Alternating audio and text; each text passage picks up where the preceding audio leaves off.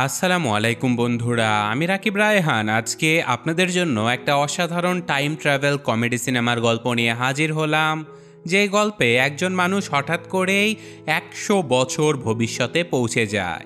তো একবার ভেবে দেখেন তো, সেই প্রাচীন আমলের একজন মানুষ আমাদের এই ভবিষ্যতের আধুনিক দুনিয়াতে কিভাবে টিকে থাকবে। তো তার টিকে থাকার এই মজাদার কাহিনী দেখানো হয়েছে আজকের এই গল্পে। তো চলুন বেশি কথা না বাড়িয়ে গল্প শুরু করার আগে ইন্ট্রো চলতে থাক, আর আপনারা চাইলে ততক্ষণ একটা সাবস্ক্রাইব করে দিতে পারেন। গল্পের শুরুতে আমাদের হার্শেল নামের একজন ইহুদি মানুষকে দেখানো হয়, যে কিনা 1912 সালের পোল্যান্ডে বসবাস করত। হার্শেল ছিল চরম দুর্ভাগ্যবান একজন মানুষ, যে কিনা যে কাজই করতে যেত সেটাতেই ব্যর্থ হতো। কিন্তু একদিন হঠাৎ করেই হার্শেল সারা নামের একজন মেয়ের দেখা পায়, আর সেদিন থেকে হার্শেলের ভাগ্য যেন পরিবর্তন হয়ে যায়। সে যেই কাজই করছিল সেখানেই সাকসেসফুল হচ্ছিল। তাই হার্শেল ধীরে ধীরে সারার সাথে বন্ধুত্ব করে ফেলে, আর খুব শীঘ্রই তারা একে অপরের প্রেমে পড়ে যায়। আর তারা দুজন মাঝে মাঝে একটা লেকের পাশে গিয়ে নিজেদের সংসার নিয়ে বিভিন্ন প্ল্যানিংও করতে থাকে। আর এইসব কিছু প্ল্যান করার পরে ফাইনালি তারা যেদিন বিয়ের পিঁড়িতে বসেছিল, সেদিনই রাশিয়ান সৈন্যবাহিনীরা এসে পোল্যান্ডের উপরে হামলা করে দেয়, আর হার্শেলদের সম্পূর্ণ গ্রামটাকেই ধ্বংস করে ফেলে। বেচারা হার্শেল নিরাপদ আর নতুন একটা জীবনের উদ্দেশ্যে তার স্ত্রীকে নিয়ে আমেরিকার উদ্দেশ্যে পাড়ি জমায়। কোনো রকমে তারা আমেরিকাতে পৌঁছানোর পরে হার্শেল নিজেদের জীবনযাপনের জন্য একটা আচারের কোম্পানিতে চাকরি করতে শুরু করে দেয়, যেখানে তার কাজ আচার বানানো নয়, বরং সেই ফ্যাক্টরিতে থাকা ইঁদুরগুলো মারাই ছিল তার কাজ। আর এই ইঁদুর মারার কাজ করে হার্শেল ধীরে ধীরে টাকা জমিয়ে আমেরিকার মাটিতে সামান্য একটু জায়গাও কিনে নেয়। আসলে হার্শেল তার স্ত্রীকে অনেক ভালোবাসতো। তারা জীবন মরণ সব অবস্থাতেই একসাথে থাকতে চাইতো। তাই তারা নিজেদের কবরের জন্য এক টুকরো জায়গা কিনেছিল, যাতে করে মৃত্যুর পরেও তারা কবরেও একই সাথে পাশাপাশি থাকতে পারে। আর এভাবে চলতে চলতে আমরা দেখতে পাই সারা গর্ভবতী হয়ে গেছে, আর সেদিনই হার্শেলের জীবনে ঘটে যায় ভয়ঙ্কর একটা ঘটনা। সে যখন তার কারখানাতে ইঁদুর মারতে ব্যস্ত হয়ে পড়েছিল, তখনই তার সামনে একসাথে হাজার হাজার ইঁদুর চলে আসে। হার্শেল ভয় পেয়ে পেছনে পালানোর চেষ্টা করতেই সে উপর থেকে সোজা আচারের ট্যাঙ্কের ভেতরে পড়ে যায়। আর ঠিক তখনই আবার অর্থনৈতিক মন্দার কারণে এই সম্পূর্ণ কারখানাটাই বন্ধ করে দেয়া হয়। বেচারা হার্শেল সেই আচারের ট্যাঙ্কের ভেতরেই আটকা পড়ে যায়। আর সেই আটকা থাকা অবস্থাতেই এক এক করে 100 বছর কেটে যায়। আর 100 বছর পরে আধুনিক আমেরিকার দুজন বাচ্চা একদিন নিজেদের ড্রোন নিয়ে যখন খেলা করছিল, তখনই সেই ড্রোনের আঘাতে সেই পরিত্যক্ত কারখানার আচারের ট্যাঙ্কের ঢাকনা খুলে যায়। বাচ্চারা দুজন সেই ড্রোন খুঁজতে কারখানার ভেতরে গেলে অদ্ভুতভাবে সেই ট্যাঙ্কের ভেতর থেকে হার্শেল জীবন্ত অবস্থায় বেরিয়ে আসে। আর এরপর সরাসরি আমাদের একটা বিজ্ঞানীদের প্রেস কনফারেন্স দেখানো হয়, যেখানে বিজ্ঞানীরা হার্শেলের 100 বছর আচারের ট্যাঙ্কে জীবিত থাকার ব্যাপারটা সবার সামনে বুঝিয়ে বলার চেষ্টা করছিল। আর স্বাভাবিকভাবেই হার্শেলের মাথায় এইসব কিছুই ঢুকছিল না, কারণ সে 100 বছর ভবিষ্যতে আসলেও তার কাছে সময় কেটেছিল মাত্র কয়েক মিনিট। আর এখানকারই একজন ডাক্তারের কাছ থেকে হার্শেল জানতে পারে যে তার বংশের সবাই মারা গেছে, তবে সৌভাগ্যবশত তার একজন নাতি এখনও বেঁচে আছে। আর হার্শেলের নাতি বেন আজকে এসেছিল তার সাথে দেখা করার জন্য। হার্শেল নিজের বংশের একমাত্র উত্তরাধিকারীকে দেখে প্রচণ্ড খুশি হয়ে যায়। তারা দুজন একে অপরকে জড়িয়ে ধরে, আর ফাইনালি বেন তার দাদাকে নিয়ে বাড়িতে যাবার জন্য বেরিয়ে পড়ে। আর পথের মধ্যে হার্শেল বাইরের এই আধুনিক দুনিয়া দেখে প্রচণ্ড অবাক হয়ে যায়। কিন্তু তারপরেও বেন কোনো রকমে তার দাদাকে নিয়ে বাড়িতে চলে আসে। আর এখন বেন তার দাদাকে ঠান্ডা হবার জন্য কোল্ড ড্রিঙ্কস খেতে দিলে হার্শেল অবাক হয়ে যায়, কারণ তার জামানায় এমন কার্বনেটেড ড্রিঙ্কসগুলো শুধুমাত্র বড়লোকেরাই খেতে পারত। এইসব কিছুর পরে বেন তার দাদাকে বলে যে আপনার যতদিন ইচ্ছা আপনি আমার সাথে থাকতে পারেন, কোনো সমস্যা নেই। কিন্তু হার্শেল কোনোভাবেই তার নাতির উপরে বোঝা হয়ে থাকতে চাচ্ছিল না। তো যাই হোক, অতঃপর বেন একটা পুরনো আমলের গান বাজিয়ে দিয়ে দাদা নাতি একসাথে নাচানাচি করতে থাকে। নাচানাচি শেষ হলে বেন তার দাদাকে নিয়ে এই শহর ঘুরিয়ে দেখার জন্য বেরিয়ে পড়ে। আর শহরে ঘুরতে ঘুরতে হার্শেল তার নাতিকে জিজ্ঞাসা করে যে তুমি চাকরি বাকরি কি করো। বেন জানায় যে সে মোবাইল অ্যাপ তৈরি করে, আর বর্তমানে সে বুব বপ নামের একটা অ্যাপ তৈরি করার কাজে লেগে পড়েছে, যে অ্যাপের মাধ্যমে মানুষ অনলাইন থেকে বিভিন্ন জিনিসপত্র কিনতে পারবে। এই সব গল্প স্বল্প শেষ হলে ঘরের ভেতরে ঘোরাঘুরি করে হার্শেল খেয়াল করে যে এই বাড়িতে কোথাও বেনের বাবা মা বা তাদের পরিবারের কারো ছবি লাগানো নেই। তাই সে কৌতূহলবশত বেনকে জিজ্ঞাসা করে যে আমাদের পরিবারের কারো ছবি কি তোমার কাছে আছে। এখন বেন তার দাদাকে দেখানোর জন্য একটা পুরনো অ্যালবাম বের করে, যে অ্যালবামের ভেতরে হার্শেল নিজের স্ত্রী ছাড়াও নিজের ছেলেকেও দেখতে পায়। হার্শেল তার নাতিকে তার ছেলের ব্যাপারে জিজ্ঞাসা করে, আর বেন তার দাদাকে জানায় যে তার বাবা মা একটা গাড়ি দুর্ঘটনায় মারা গেছে। এইসব কথা শুনে বেচারা হার্শেল প্রচণ্ড মন খারাপ করে। সে এক্ষুনি বেনকে সাথে করে নিয়ে তার স্ত্রী সন্তানদের কবরে যেতে চাচ্ছিল দোয়া করার জন্য, কিন্তু অদ্ভুতভাবে বেন এইসব কবরের পাশে গিয়ে প্রার্থনা করা একদমই পছন্দ করতো না। আসলে বেন এতদিনে আর ইহুদি ছিল না, বরং সে নাস্তিক হয়ে গিয়েছিল। কিন্তু তারপরেও দাদার মন রক্ষা করার জন্য বেন পরদিন তার দাদাকে নিয়ে নিজেদের পারিবারিক কবরস্থানে চলে যায়, যে কবরস্থানের জায়গাটা হার্শেল তার স্ত্রীকে সাথে করে নিয়ে কিনেছিল। আর সে নিজেদের পারিবারিক কবরস্থানের এমন পরিত্যক্ত অবস্থা দেখে বেনের উপরে প্রচণ্ড রেগে যায়। সে বলে, তুমি কি তোমার পরিবারকে একটুও ভালোবাসো না? শুধু তাই নয়, হার্শেল দেখতে পায় যে তার নাতি কবরস্থানের এই জায়গাটা রাশিয়ান ভডকা বিক্রির বিলবোর্ড লাগানোর জন্য ভাড়া দিয়ে দিয়েছিল। এটা দেখার সাথে সাথে হার্শেল প্রচণ্ড রেগে যায়, কারণ এই রাশিয়ানরাই ভডকা খেয়ে তাদের গ্রামে হামলা করে সম্পূর্ণ গ্রাম ধ্বংস করে দিয়েছিল। তাই সে কোনোভাবেই বিলবোর্ড লাগাতে দিতে চাচ্ছিল না, যার ফলস্বরূপ সেই বিলবোর্ড লাগাতে আসা লোকগুলোর সাথে হার্শেল মারামারি শুরু করে দেয়। এমনকি সে তার নাতিকেও মেরে আহত করে ফেলে।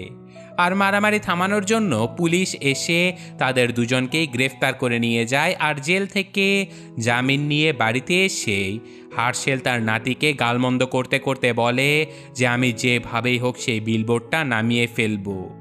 বেন বলে যে দেখো দাদা, ওই বিলবোর্ডের জন্য আমি অলরেডি অনেক টাকা অগ্রিম ভাড়া নিয়ে নিয়েছি, এখন আর আইনগতভাবে ওটা নামানোর কোনো অধিকার আমার নেই। হার্শেল বলে যে তাহলে আমি টাকা কামাই করে ওই ভাড়ার টাকা ফিরিয়ে দিয়ে তারপর বিলবোর্ড নামিয়ে ফেলবো, কিন্তু তবুও আমার স্ত্রীর কবরের উপরে রাশিয়ান ভডকার অ্যাডভার্টাইজমেন্ট আমি রাখবো না। এইসব ব্যাপারে ঝগড়া করতে করতেই বেনের কাছে তার অ্যাপসের ইনভেস্টর মাইকেলের ইমেল চলে আসে। আসলে মাইকেল এখনই বেনের সাথে দেখা করতে চাচ্ছিল। বেন ভেবেছিল যে মাইকেল হয়তো তার এই অ্যাপসে আরও বেশি টাকা ইনভেস্ট করবে, কিন্তু সে যখন মাইকেলের সাথে দেখা করতে যায় তখন জানতে পারে যে মাইকেল তার সাথে করা ইনভেস্টমেন্টের সকল চুক্তিগুলো বাতিল করে দেবার জন্য তাকে ডেকেছে। আসলে মাইকেল চাচ্ছিল না যে কোনো ক্রিমিনাল ব্যাকগ্রাউন্ডের মানুষের সাথে কোনো ধরনের ডিল করতে, কারণ গতকালই মারামারি করার দায়ে বেনকে পুলিশ ধরে নিয়ে গিয়েছিল। অর্থাৎ ওই ঘটনার জন্য বেনের অ্যাপের সকল ইনভেস্টমেন্ট বাতিল হয়ে যায়। বেচারা বেন প্রচণ্ড হতাশ হয়ে বাড়িতে ফিরে তার দাদার উপরে প্রচণ্ড রাগারাগি করতে থাকে, কারণ তার জন্যই আজকে তার সকল স্বপ্ন শেষ হয়ে গেছে। এটা দেখে হার্শেল বলে যে কোনো চিন্তা করো না, আমি অনেক ভালো আচার তৈরি করতে পারি, আমরা দুজন মিলে আচার তৈরির কারখানা শুরু করে দেই চলো। কিন্তু বেন তার দাদার এই সব কথা শুনে আরও রেগে যায়। সে বলে যে আমি কিচ্ছু চাই না তোমার থেকে, তোমার জন্য আমার সব কিছু ধ্বংস হয়ে গেছে, তুমি আমার বাড়ি থেকে এক্ষুনি চলে যাও। এই কথাগুলো শুনে হার্শেল তার নাতিকে বলে যে আজকে আমি তোমার বাড়ি থেকে চলে যাচ্ছি, কিন্তু খুব শীঘ্রই আমি আচারের সাম্রাজ্য গড়ে তুলব, আর সেই টাকা দিয়ে আমি পারিবারিক কবরস্থানের উপরে লাগানো সেই বিলবোর্ডটা নামিয়ে ফেলবো। এইসব কথা বলে হার্শেল বাড়ি থেকে বেরিয়ে সোজা একটা সুপার শপে চলে যায়, আর সে ওখান থেকে অনেকগুলো শসা নিয়ে ফেলে। কিন্তু সেই শসাগুলোর দাম শুনে হার্শেলের মাথায় আকাশ ভেঙে পড়ে, কারণ এত টাকা তার কাছে ছিলই না। তাই বেচারা হার্শেল অবাক হয়ে বাইরে বেরিয়ে ডাস্টবিনের ভেতরে খোঁজাখুঁজি করতেই সে বেশ কয়েকটা শসা আর লবণের কৌটা পেয়ে যায়। সেগুলো নিয়ে পরদিন হার্শেল ডাস্টবিন খুঁজে খুঁজে বেশ কয়েকটা কাচের বোতল আর ভাঙাচোরা একটা গাড়ি তৈরি করে ফেলে। তারপর সেগুলোর মধ্যে লবণ এবং শসা দিয়ে হার্শেল অপেক্ষা করতে থাকে বৃষ্টির জন্য। কিছুক্ষণের মধ্যে বৃষ্টিও চলে আসে আর ফাইনালি তৈরি হয়ে যায় হার্শেলের বিখ্যাত সেই শসার আচার। পরদিন সকালে হার্শেল সেই আচারগুলো ভাঙাচোরা একটা গাড়িতে করে রাস্তার পাশে বসে বিক্রি করতে থাকে। আর সৌভাগ্যবশত দুজন ক্রেতা সস্তায় হার্শেলের সেই আচারগুলো পেয়ে টেস্ট করার জন্য কিনেও ফেলে। কিন্তু হার্শেলের কথাবার্তা এবং আচার খাওয়া শেষে সেই বয়ামটা ফেরত চাওয়ার ব্যাপারটা তাদের কাছে অনেক ইউনিক মনে হয়, যার ফলে এই লোক দুজন হার্শেলের একটা ভিডিও করে অনলাইনে পাবলিশ করে দেয়। এদিকে বেচারা বেন নিজের ইনভেস্টরকে হারিয়ে প্রচণ্ড হতাশ হয়ে গিয়েছিল। সে নিজের কাজে কোনোভাবেই সফল হতে পারছিল না। তার উপর আবার বেন যখন একটা রেস্টুরেন্টে খেতে এসেছিল তখনই সে দেখতে পায় যে তার দাদার আচারের ব্যবসা দেশব্যাপী ভাইরাল হয়ে গেছে। শত শত কাস্টমার তার দাদার আচার কেনার জন্য লাইন লাগিয়ে দিয়েছে। আর এই সব কিছু দেখে বেন তার দাদার উপরে বেশ রেগেও যায়। সে যেন তার দাদার এমন উন্নতি সহ্যই করতে পারছিল না। তাই বেন বুদ্ধি করে নিরাপদ খাদ্য অধিদপ্তরের কাছে ফোন করে জানিয়ে দেয় যে হার্শেলের আচারগুলো একদমই স্বাস্থ্যসম্মত নয়। সেগুলো ডাস্টবিন থেকে কুড়িয়ে আনা বয়ামের ভেতরে তৈরি করা হয়। আর বেনের এমন অভিযোগ শুনে পরদিনই স্বাস্থ্য অধিদপ্তরের কয়েকজন লোক হার্শেলের দোকানে গিয়ে তার দোকানটা সম্পূর্ণভাবে বন্ধ করে দেয়। এমনকি তাকে প্রায় 2 লাখ টাকা ফাইনও করে। মুহূর্তের মধ্যেই এই ব্যাপারটাও দেশব্যাপী ভাইরাল হয়ে যায়। আর সাথে সাথে হার্শেলের আচার খাওয়া সকল কাস্টমারেরা সে আচারগুলো ডাস্টবিনে ফেলে দিতে থাকে। আর হার্শেলের এমন অবস্থা দেখে প্রথম সেই দুজন ক্রেতা আবারও হার্শেলের সাথে দেখা করতে চলে আসে। আর তারা হার্শেলকে বুদ্ধি দেয় যে স্বাস্থ্য অধিদপ্তরের কথা মতো তুমি একটা কারখানা কেন তৈরি করছো না? তুমি কয়েকজন শ্রমিক নিয়ে ভালোভাবে আচার তৈরি করো, আমরা বিশ্বাস করি তুমি আবারও সফল হতে পারবে। কিন্তু হার্শেলের কাছে শ্রমিক ভাড়া করার কোনো টাকাই ছিল না। তাই সেই দুইজন লোক তাকে বুদ্ধি দেয় যে তাহলে তুমি শ্রমিকের পরিবর্তে ইন্টার্নশিপ করতে আসা ছেলে মেয়েদেরকে কাজে লাগাতে পারো। তারা তোমার কাছ থেকে কাজ শিখবে, অভিজ্ঞতা নেবে, আর তুমি পেয়ে যাবে বিনামূল্যে অনেকগুলো শ্রমিক। এই কথা শোনার সাথে সাথে হার্শেল বেশ কয়েকজন ভার্সিটির ছাত্রছাত্রীদেরকে ইন্টার্নশিপ হিসেবে তার আচার তৈরির কাজে লাগিয়ে দেয়। আর স্বাভাবিকভাবে কয়েকদিনের মধ্যেই হার্শেলের আচার তৈরির কোম্পানি আবারও ফর্মে চলে আসে। আর তারা এবার আগের চেয়েও অনেক বেশি আচার বিক্রি করে। আর ফাইনালি হার্শেলের কাছে পর্যাপ্ত পরিমাণে টাকা হয়ে যাবার সাথে সাথে সে তার পারিবারিক কবরস্থানের উপর থেকে সেই বিলবোর্ডটা সরিয়ে ফেলে। শুধু তাই নয়, এদিকে বাড়িতে বসে বেন দেখতে পায় যে তার ইনভেস্টর মাইকেল তার পরিবর্তে তার দাদার সেই আচার কোম্পানিতে ইনভেস্ট করতে চলেছে। এই সব কিছু দেখে মাইকেল যখন প্রচণ্ড রেগে গিয়েছিল তখনই তার রাগের আগুনে ঘি ঢালার জন্য সেখানে তার দাদা সেই বিশাল বিলবোর্ডের ব্যানারটা খুলে বেনের সাথে দেখা করতে চলে আসে। হার্শেল বলে যে দেখেছো, আমি তোমাকে বলেছিলাম না আমি নিজের টাকায় নিজেদের কবরস্থান উদ্ধার করে ফেলবো। তো যাই হোক, আমি আমার কাজ করে ফেলেছি। এখন তুমি চাইলে আমি তোমাকেও সাহায্য করতে পারি। কিন্তু বেন আসলে তার দাদার এমন সফলতা সহ্যই করতে পারছিল না। আর তাছাড়াও তার দাদার এইসব কথা তার কাছে দয়া করা মনে হচ্ছিল। তাই সে তার দাদাকে ধ্বংস করার জন্য আবারও একটা কুবুদ্ধি দেয় যে দাদা, তুমি তোমার ব্যবসা বড় করার জন্য টুইটারে গিয়ে নিজের সেই 19 শতকের মানসিকতার কথাগুলো লিখে ফেলো। তাহলে দেখবে আরও লক্ষ লক্ষ লোক তোমার ইউনিক কথাগুলোর প্রেমে পড়ে তোমার আচার কিনে ফেলবে। নাতির এই কথা শুনে হার্শেল কোনো কিছু না বুঝে তার একজন ইন্টার্নের মাধ্যমে মেয়েদেরকে দাস দাসীর মতো উল্লেখ করে যীশুখ্রিস্টকে গালাগালি করে বেশ কয়েকটা টুইট করে ফেলে। আর তার নাতির কথা মতো তার টুইটগুলো বেশ ভাইরাল হয়ে যায়। কিন্তু এতে হার্শেলের কোনো উপকার তো হয় না, বরং তার এই কোম্পানিটা বন্ধ করে দেবার জন্য শত শত মানুষ আন্দোলন শুরু করে দেয়। এমন অবস্থা দেখে হার্শেলের কোম্পানিতে কাজ করা ইন্টার্নেরাও আন্দোলনকারীদের সাথে যোগ দিয়ে দেয়। এমন আন্দোলন দেখে হার্শেল তার ব্যবসা বন্ধ করে দিতে বাধ্য হয়। আর এই ঘটনার পরে হার্শেলকে উস্কানিমূলক কথাবার্তা বলার জন্য একটা টিভি চ্যানেলের পক্ষ থেকে ইন্টারভিউয়ের জন্য ডাকা হয়। আর সেই ইন্টারভিউয়ারের কথা মতো হার্শেলকে এই প্রথমবার প্রস্তুত করা হয় সাধারণ মানুষের সাথে একটা সরাসরি ডিবেট করার জন্য। আর সে নিজেও খুশি খুশি রাজি হয়ে যায়। আর ফাইনালি ডিবেটের ঘটনাটা জানার পরে বেন তার দাদাকে ফাঁসানোর জন্য নিজেও সেই ডিবেটে চলে যায়। আসলে বেন জানতো যে তার দাদা খ্রিস্টান ধর্মকে একদমই সহ্য করতে পারে না, তাই সে ছদ্মবেশে সেই ডিবেটে গিয়ে তার দাদাকে জিজ্ঞাসা করে যে খ্রিস্টান ধর্ম সম্পর্কে আপনার মতামত কী। আর এখানে হার্শেল সবাইকে উদ্দেশ্য করে বলে যে মাতা ম্যারি ছিল একজন প্রস্টিটিউট, আর সে নিজের কুকর্ম লুকানোর জন্য যীশু খ্রিস্টকে ঈশ্বর বলে চালিয়ে দিয়েছিল। যীশু কোনো ঈশ্বর ছিল না, তাই যীশুকে যারা ঈশ্বর মনে করে তারা সবাই একটা গাধা। পাবলিক টেলিভিশনে এত বড় কথা বলার কারণে উপস্থিত খ্রিস্টানেরা হার্শেলের উপরে প্রচণ্ড রেগে যায়, আর তারা হার্শেলকে ধাওয়া দিয়ে এই এলাকা থেকে তাড়িয়ে দেয়। সারা দিন পালাতে পালাতে হার্শেল যখন প্রচণ্ড ক্লান্ত হয়ে যায়, তখনই সে টেলিভিশনে খবর দেখতে পায় যে সরকার সিদ্ধান্ত নিয়েছে হার্শেলকে আবারও পোল্যান্ডে পাঠিয়ে দেয়া হবে। আর এইসব কিছু জানতে পেরে হার্শেল সাহায্যের জন্য ফাইনালি তার নাতির কাছে চলে আসে। আর সে বেনের কাছে অনুরোধ করে যে বেন যেন তাকে আমেরিকা থেকে কোনো রকমে কানাডাতে পাঠিয়ে দেয়। সে কানাডাতে গিয়ে আবারও ভালোভাবে ব্যবসা শুরু করবে।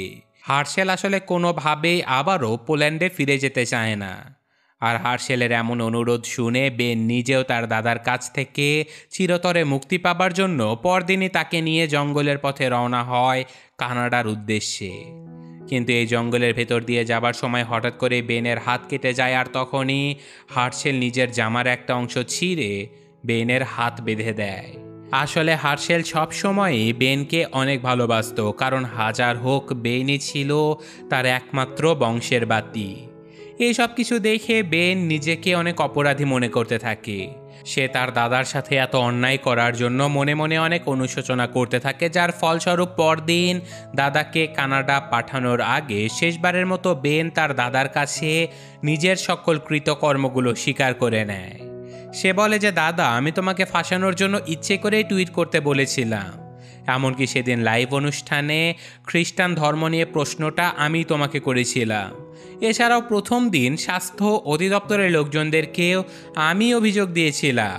কিন্তু আমি ভুল করেছি দাদা, আমাকে তুমি ক্ষমা করে দিও। কিন্তু হার্শেল তার নাতিকে ক্ষমা তো করেই না, উল্টে তার নাকে ঘুষি দিয়ে অজ্ঞান করে ফেলে। আর এইসব মারামারির আওয়াজ শুনে বর্ডারের উপরে নজরদারি করতে থাকা কয়েকজন আর্মি অফিসার জঙ্গলের ভেতরে খোঁজাখুঁজি করতে চলে আসে। এটা দেখে হার্শেল দ্রুত তার নাতির ব্যাগটা নিয়ে সেখান থেকে পালিয়ে চলে যায়। আর সে বেনের ব্যাগের ভেতরে একটা ট্রিমার খুঁজে পায়, যেটা দিয়ে সে নিজের দাড়ি মোছ কেটে ফেলে। আর হার্শেলের চেহারা হুবহু বেনের মতো হবার কারণে সে বেনের আইডি কার্ড দেখিয়ে সেই অফিসারদেরকে জানিয়ে দেয় যে জঙ্গলের ভেতরে যে লোকটা অজ্ঞান হয়ে পড়ে আছে সেই আসল হার্শেল। এই কথা শুনে সাথে সাথে অফিসারেরা বেনকে হার্শেল মনে করে তাকে গ্রেফতার করে ফেলে। আর পরবর্তীতে তাকে কোর্টে চালান করা হলে প্রতিপক্ষ উকিল প্রমাণ করে ছাড়ে যে বেনই আসল হার্শেল। তাই আইনগতভাবে বেন তথা ডুপ্লিকেট হার্শেলকে পাঠিয়ে দেয়া হয় পোল্যান্ডের সেই গ্রামে।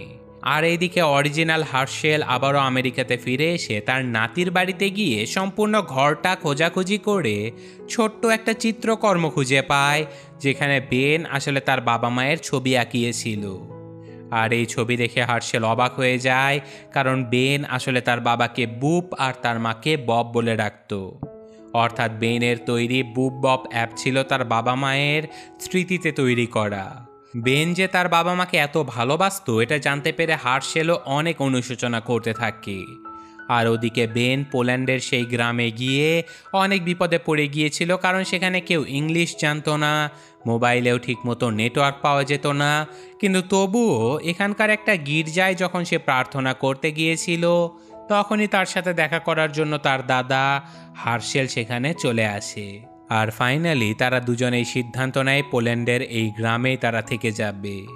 আর এখন দাদা নাতি গল্প করার জন্য সেই লেকের পাশে চলে যায়, যেখানে কত 100 বছর আগে হার্শেল এবং সারা বসে বসে গল্প করত। আর এই ঘটনার সাথে সাথে আজকের এই গল্পটা শেষ হয়ে যায়।